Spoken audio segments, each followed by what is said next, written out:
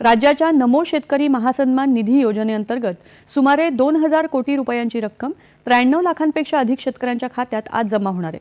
आज मंत्रिमंडळ बैठकीनंतर शेतकऱ्यांच्या खात्यामध्ये आपला नमो शेतकरी महासन्मान योजनेचा जो हप्ता आहे एका क्लिकवर हे पैसे आता जमा झालेले आहेत। तर अखेर शेतकरी मित्रांनो, आता शेतकऱ्यांसाठी एक डबल आनंदाची बातमी आलेली आहे। म्हणजे पहिल्यांदा पंतप्रधान किसान सन्मान निधी योजनेचा 21 हप्ता आणि आता नमो शेतकरी योजनेचा 8 हप्ता शेतकऱ्यांच्या खात्यामध्ये जमा होणार आहे।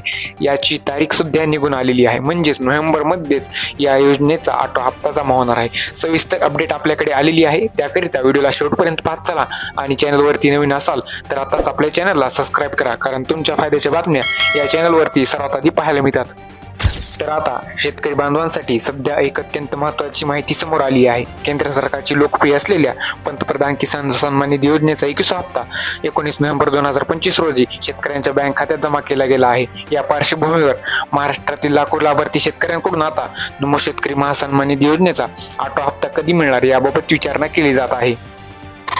कारण शेतकरी मित्रांनो, नमो शेतकरी महासन्मान निधी योजना ही महाराष्ट्र राज्य सरकारची योजना असली तरीही केंद्र सरकारच्या PM किसान सोबत ही योजना थेट जोडलेली आहे। या दोन्ही योजनांचे हप्ते एकमेकांसोबत अवलंबून आहेत।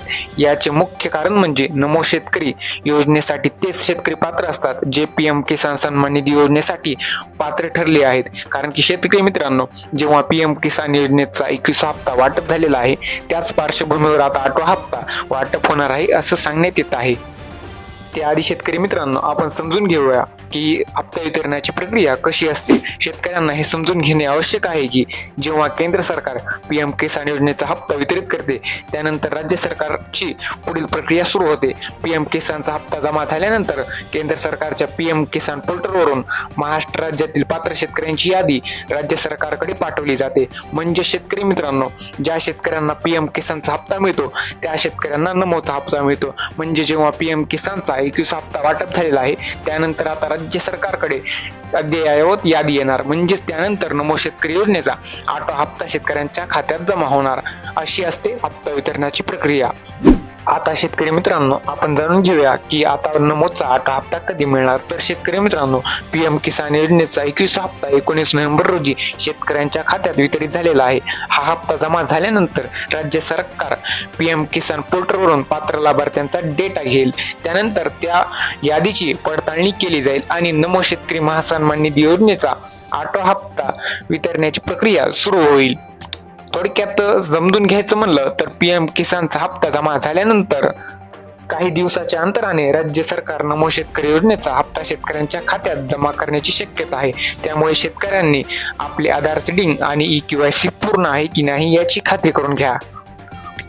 म्हणजे ज्या शेतकऱ्यांची eKYC पूर्ण नाही त्या शेतकऱ्यांनी eKYC पूर्ण करून घ्या आणि ज्या शेतकऱ्यांचं आधार सीडिंग पूर्ण नाही त्यांनी आधार सीडिंग पूर्ण घ्या, अन्यथा तुम्हाला नमोचा 8 हप्ता मिळणार नाही। आणि ज्या शेतकऱ्यांना PM किसानचा 21 हप्ता मिळालेला आहे त्या शेतकऱ्यांना आता कसलीच काळजी करायची गरज नाही, कारण की त्या शेतकऱ्यांच्या खात्यामध्ये आता नमोचा 8 हप्ता पूर्णपणे जमा होणार आहे। त्यांना आता कसलीच काळजी करायची गरज नाही, कारण की त्यांच्या सर्व चुका आता दुरुस्त करून घेण्यात आलेले आहेत। म्हणजे शेतकरी मित्रांनो, आता काही दिवसांमध्येच डिसेंबरच्या आधीच शेतकऱ्यांच्या खात्यामध्ये नमो शेतकरी योजनेचा 8 हप्ता जमा करण्यात येणार आहे।